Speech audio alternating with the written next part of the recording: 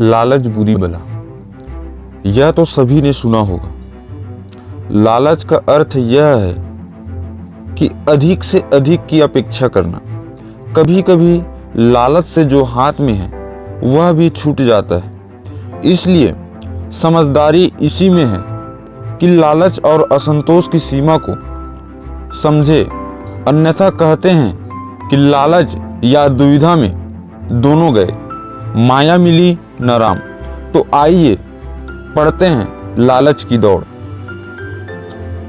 एक आदमी को पता चला कि साइबेरिया में जमीन इतनी सस्ती है कि मुफ्त ही मिलती है। उस आदमी में वासना जगी। वह दूसरे दिन ही सब बेच बाच कर साइबेरिया चला गया। साइबेरिया में उसने एक सेठ से कहा कि मैं जमीन खरीदना चाहता हूँ। सेठ ने कहा, ठीक है, जितना पैसा लाए हो यहाँ रख दो और कल सुबह सूरज निकलते ही तुम चलते जाना और सूरज के डूबते ही इसी जगह पर लौट आना जहाँ से चले थे। शर्त बस यही है, जितना जमीन तुम चल लोगे उतनी तुम्हारी हो जाएगी। यह सुनकर वह आदमी रात भर योजनाएं बनाता रहा कि कितनी जमीन घेर लूं।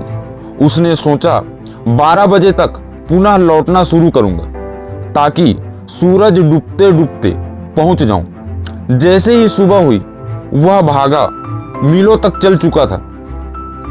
12 बज गए मगर लालच का कोई अंत नहीं। सोचा लौटते वक्त जरा सी तेजी से और दौड़ लूंगा तो पहुंच जाऊंगा। अंत में थोड़ा और चल लूं। अंत में 3 बजे लालच की दौड़ थमी और उसने लौटने का निर्णय लिया। लेकिन तब तक हिम्मत जवाब दे गई थी। फिर भी दौड़ने में पूरी ताकत लगा दी। सूरज अस्त होने ही वाला था और वह करीब ही था। कुछ गज ही दूरी पर गिर पड़ा। तब घसीटते हुए उसका हाथ उस जमीन के टुकड़े पर पहुंचा जहां से भागा था और सूरज डूब गया। वहां सूरज डूबा और यहाँ वह आदमी भी मर गया। शायद हृदय का दौरा पड़ गया था। वह सेठ हंसने लगा।